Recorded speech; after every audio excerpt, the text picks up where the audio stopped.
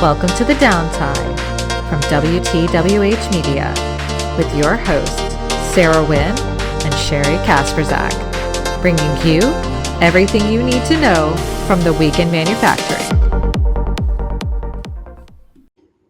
Hello and welcome back to the Downtime. You know, we are traveling back in time today for today's episode. The Downtime, we are a weekly manufacturing podcast from WTWH Media. I'm Sarah Wynn, co-host, senior editor for Packaging OEM, one half of the Downtime Divas, here with my tag team partner, Sheri Kasprzak, and I'm the managing editor of WTWH's Automation and Controls brands. And if you don't know what those are, that would be plant engineering, control engineering, and consulting specifying engineer. Welcoming you back to another episode of the Downtime. We're so glad you're here. You know, we appreciate you spending your downtime with the Downtime. Greatly, greatly appreciated, Sheri, don't you say? Yeah, absolutely. Like, we're so grateful for everyone who tunes in, everyone who comments and, you know, sticks with us for so long. Like, we're really grateful for everybody listening.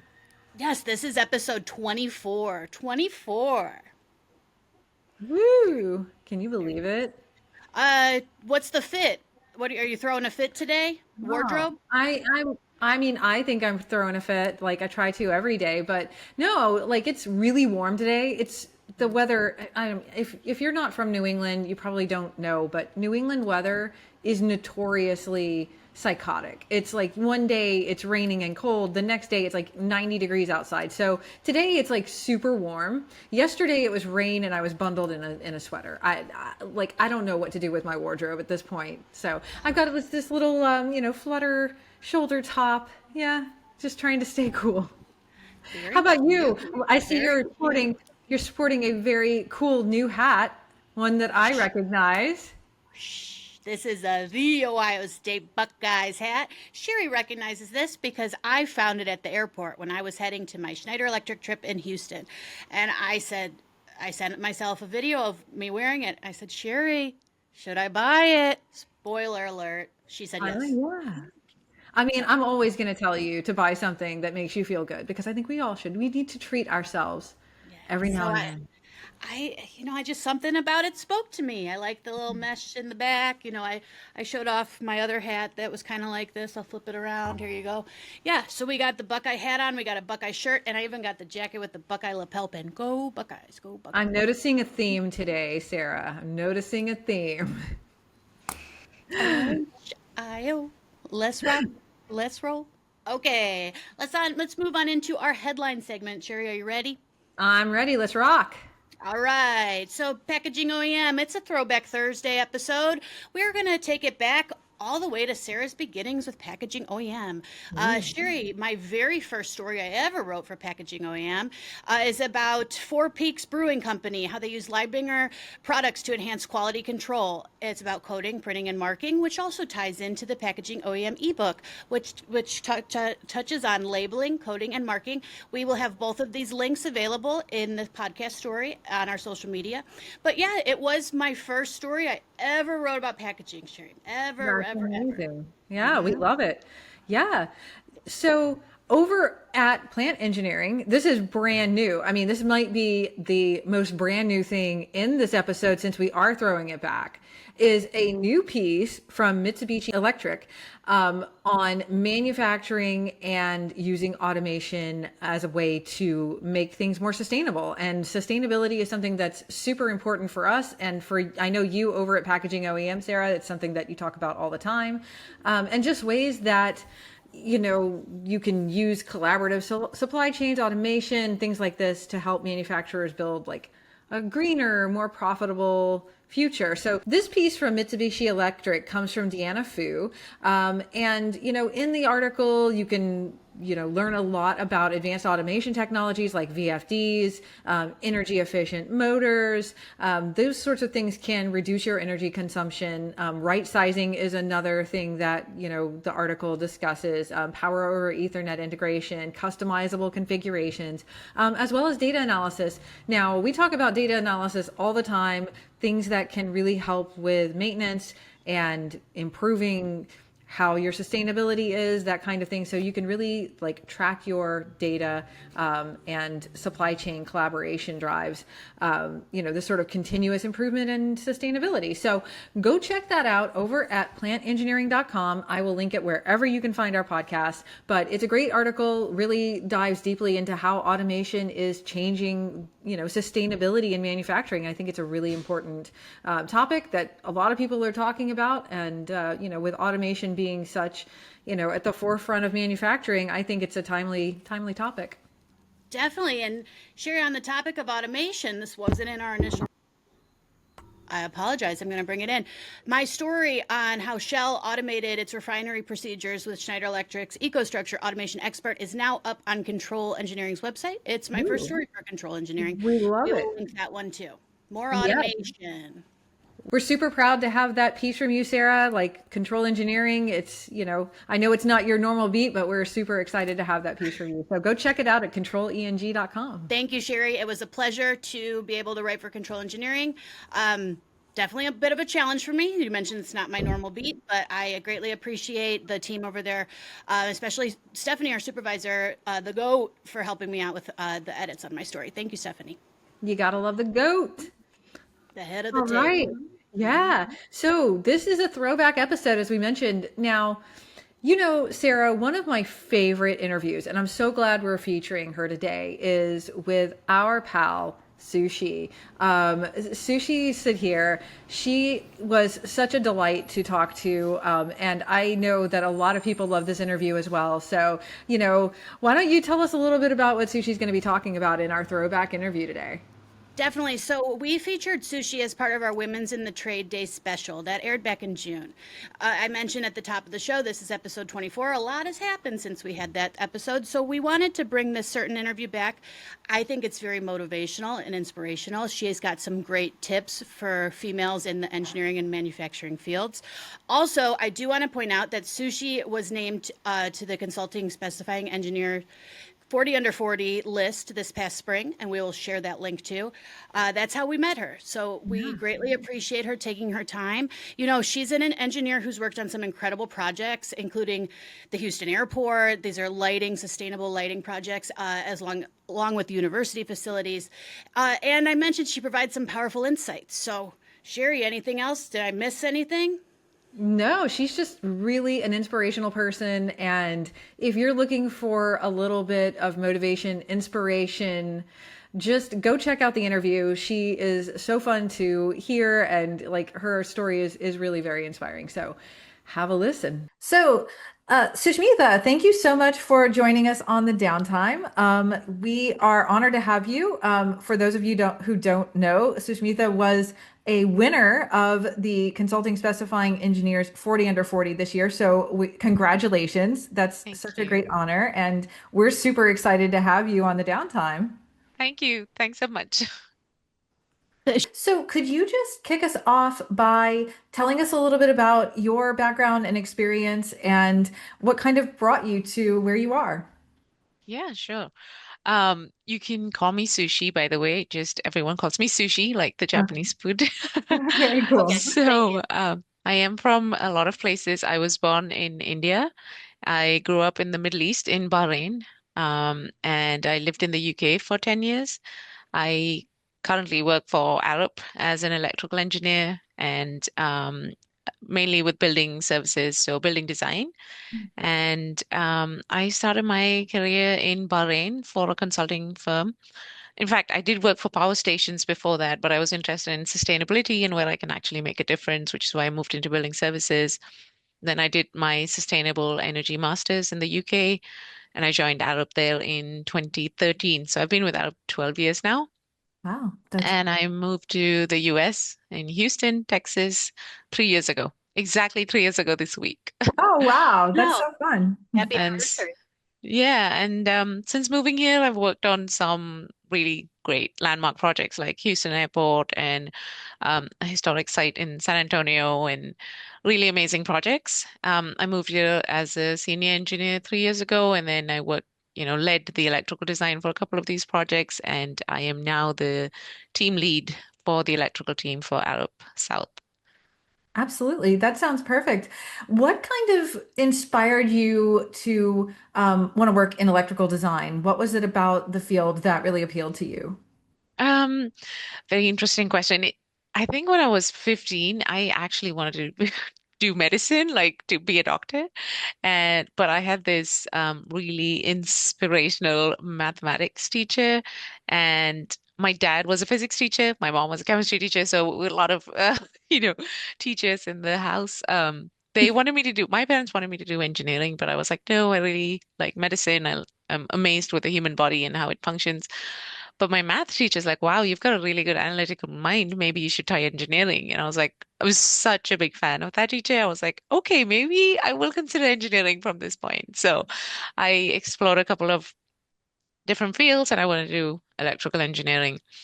While I was doing electrical engineering, the most fascinating aspect was how that kind of forms the basis of a lot of everything we do and how much impact that has in the world and in, sustainability in general, like how humans have an impact on the world.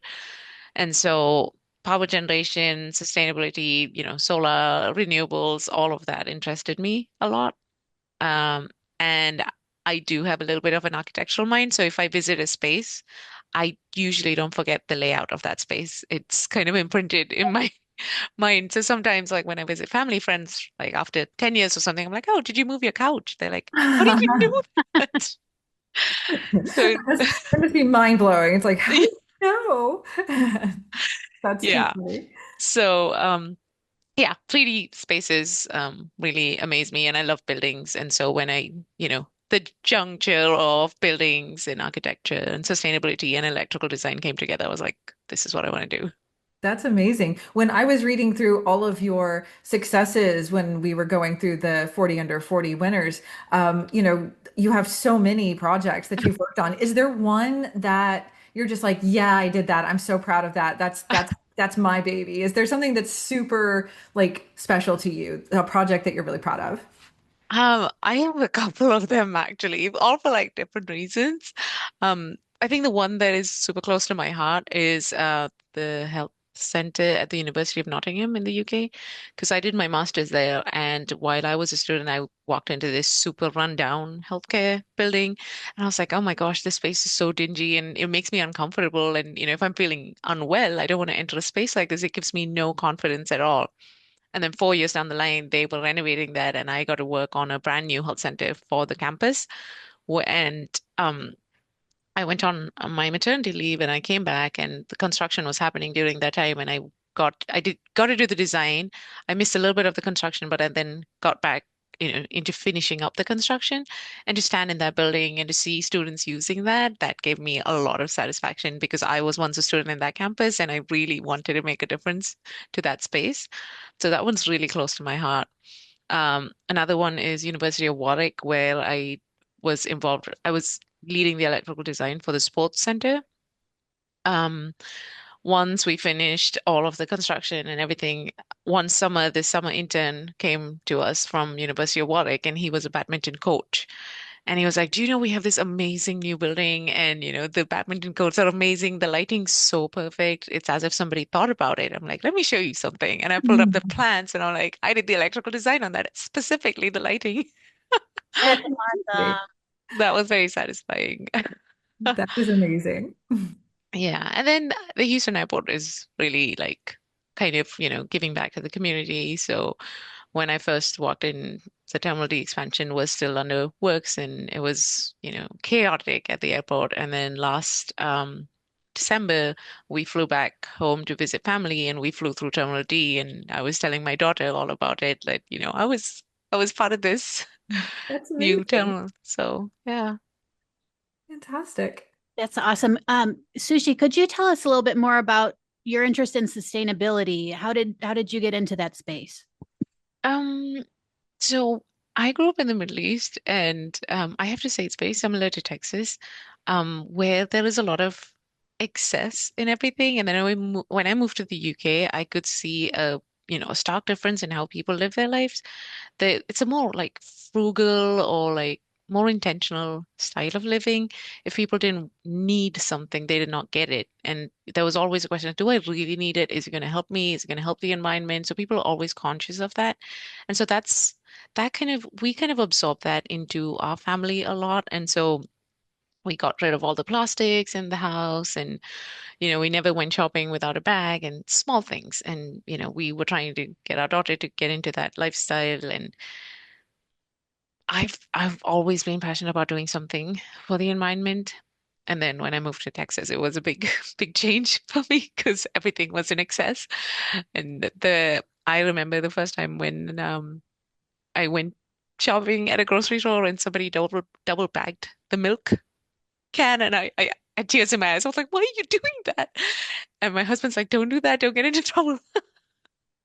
So I feel quite passionately about the world we're going to leave behind for the next generation. So I strongly believe that every little thing can help, and someone's going to see you do it, and it's going to cause a ripple effect, and that's going to impact either your friends or family or colleagues. Someone's going to watch us. People are watching us all the time. So no matter how small that act, it might be, it might inspire somebody else to be more careful. And that's how we can make a difference. How do you think that your like passion about sustainability fits into your work and how you design electrical systems for buildings? Mhm. Does that kind of factor in like what is the, electrical usage and how can we make this more efficient? Yes, absolutely. So, um, again, like I said, the building codes and the standards are slightly different in the UK versus the US. In the UK, it was much more policy driven as to how we have to use energy efficient systems. Lighting has to be controlled. You cannot leave the lights on at night, for example. And so there are lots of electrical design aspects that would help conserve energy in a building. So that would be part of not just electrical design, but all of the systems and services within the building. And we would be actively involved in, energy conservation. So for example, that health center that I was talking about, I think we had like solar panels on the roof, and I did the calcs for that and how much energy it would save the building. And I think we had almost like an 18% saving or 20% saving from a building that would be, constructed without thoughts that went into how we can conserve energy, as an example. Since moving here, I have also worked on decarbonization, like two greenhouse gas inventory studies. One for like I think the other, one of them is a confidential client in Louisiana, and the other one is for like a healthcare facility, like a system in Houston, Greater Houston. So it's just how it ties into my work is to help the client understand how they run the facility, how they can save energy, or how what electricity they purchase matters to how much carbon is being emitted into the environment. And, so basically doing a carbon emission study and how running of their facilities or how they build the new systems or facilities can have an impact, and kind of getting the clients to walk that journey with us so they understand what every little decision, what that impacts in the long term. Definitely, the little decisions really add up. Yeah, yeah, Circling back absolutely. to Texas, how everything is bigger in Texas, I guess double Yeah, thinking happens in Texas too. I'm sorry. absolutely. There is a lot of renewable energy being produced in Texas. It's just that how it's purchased by, different organizations are different, and it is possible to go have, green energy consumed, especially for big systems and lighting controls. Like when you drive by, you see lights on everywhere. There is really no need for that. We're kind of impacting nocturnal biodiversity and, night sky and everything. Definitely. So, Sushi, could you share with me? I know we talked about your top projects. Is there a part of your role that's the most rewarding? Oh, that's Did I get you? I'm that's a sorry. good question. No, I mean, I think some of those moments that I mentioned when people use the spaces that you've been part of building, and, especially that I won't forget that someone intern telling me about how amazing that badminton court is now, the new facility. And, when someone uses it and gives you firsthand feedback, I think that's like the most rewarding part of work. Definitely. And is there any advice that you might give other women that are either considering a career in the trades or are very early on in the trades? Any advice you'd give? Yeah. I think one of the things that I would give a younger myself would be don't hold back. Don't think that, your ideas don't have merit because, we've all gone through the same type of education, the same type of analytical thinking. So there is no silly question. So if you're sitting in a room with no matter who, if you have a valid idea to bring to the table, don't hold back. Don't be shy. Don't be afraid to be the loudest voice in the room. I love that. Say it louder for the people in the back. Yes. Absolutely. We love that. What kind of inspired you? I mean, you know, hmm, I'm trying to think of a way to phrase the question. Here's it. Were there any people in your life, any women in particular, that you kind of saw in like electrical design or another type of trade that you really admired that kind of inspired you? This is a good question. So when I was a junior engineer, um, I had a project manager. She was not an electrical engineer, but she was a building services mechanical engineer, and she was a project manager for that project. And it was an all-women team. So the project manager was a woman. She was also the mechanical lead. I was the electrical lead, and then the structures was another young lady, and our client was a lady. So that was I think that was I was kind of like a mid-level engineer at that time, and that's where I gained a lot of confidence that yes, these are like women making a big difference to the community and to the environment that we're part of. And so that really inspired me.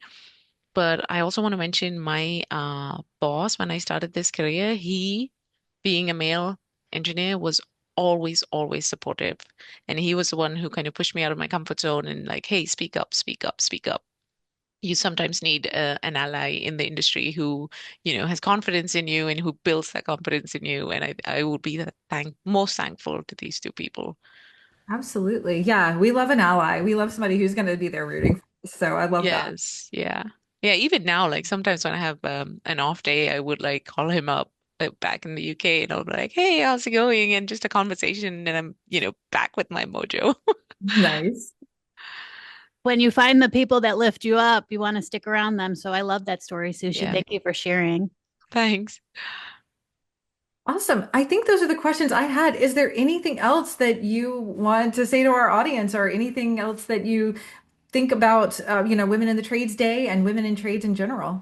Um, I think just one more thing I want to add is everybody sees your successes on like, that's the bad side or the flip side of social media. Everybody sees the good side and the flashy things and oh, the awards and everything, but there is a hard side. Sometimes it's really hard, but you just need to push through the hard days. The light will always shine through the clouds.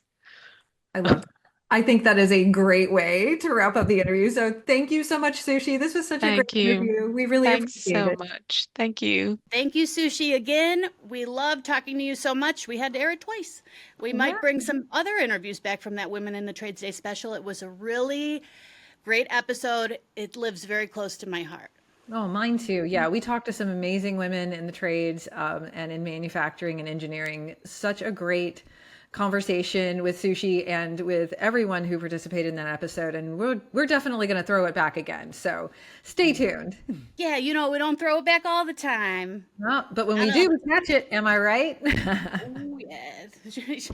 Sherry lobbed it right up. Slam it on down. Yes, yes, yes. Okay, thank you, Sushi. Thank you again to everyone that was on Women in the Trades, Mia, Ashley, and Amber, along with Sushi. Thank you. Right. So, okay, do a little pivot, a little shake. We are now in the month of October, Sherry. So our Halloween games are coming. They're not here Ooh, today, but it's a little yeah. tease.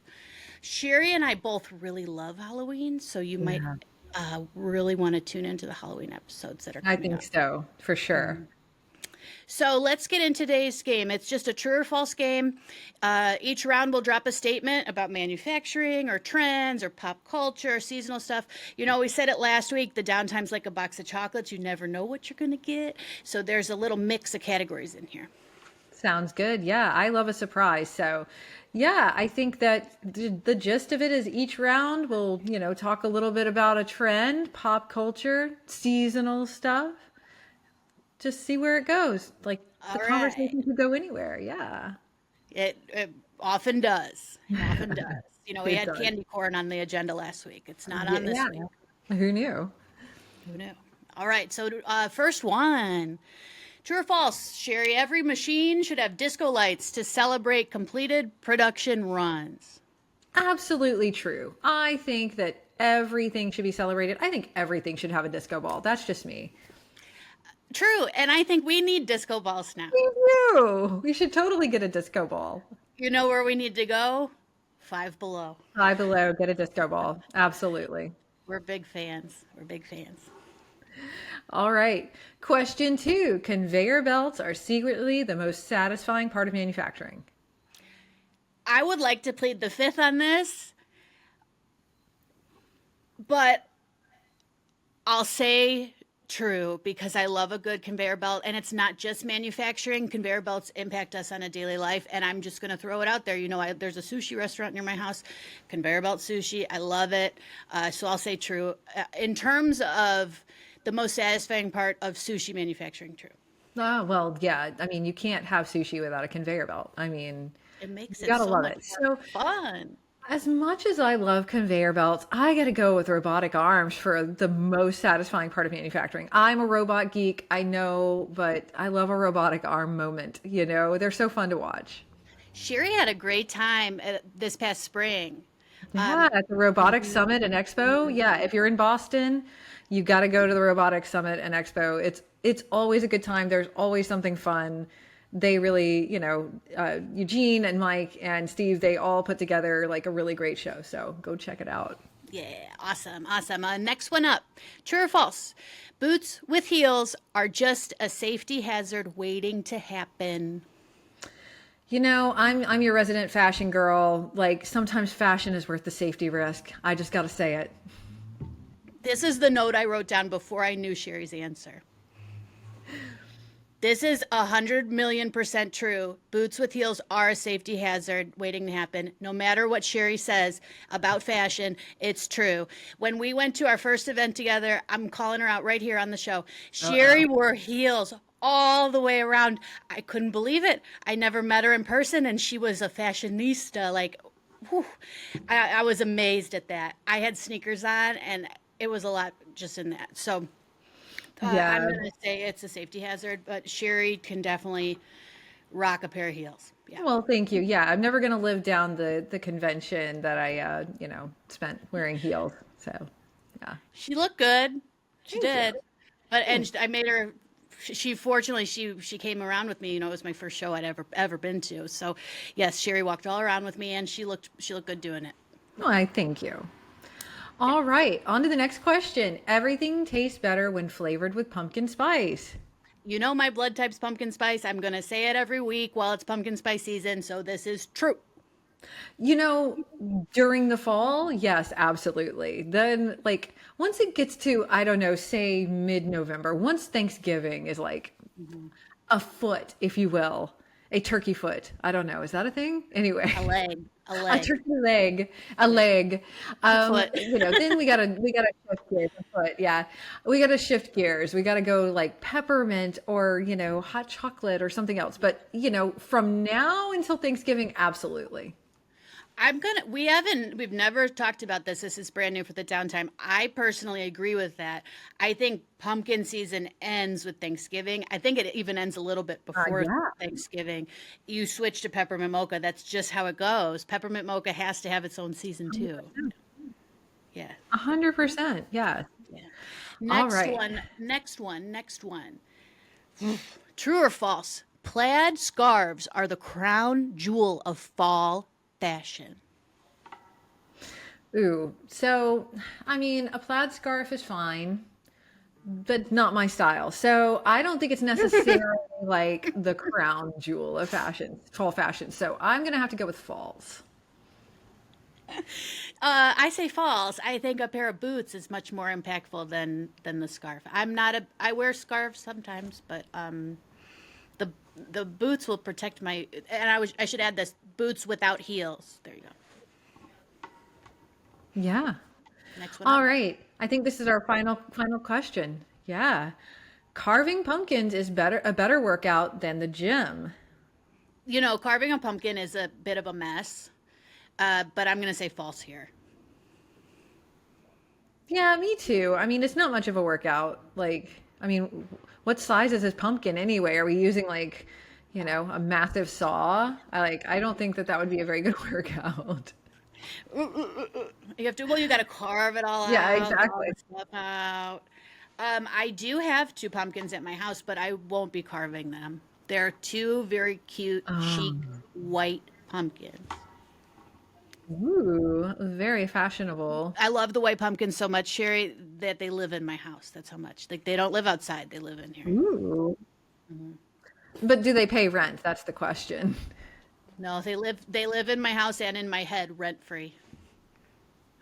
Rent free, absolutely. Yeah, I've already been asked if I can carve pumpkins this year, so I am invested in pumpkin carving. It's gonna happen. Yeah. By who? Oh, my kids, of course. They're like, "Oh, can we carve pumpkins this year?" And I'm like, "Okay, I guess." Sheri's kids. Shout out Sheri's kids. Yeah. All right. So I say false. I think the gym's much more of a workout. But that's it. That's a true or false. And we are circling back to the end of another episode of the Downtime, Sheri. But you did forget one major thing. While you're listening, make sure to follow us. Social media, LinkedIn, Instagram at the.downtime. You can also catch the Downtime podcast on YouTube, SoundCloud, Spotify, and along with 3 WTWH media websites.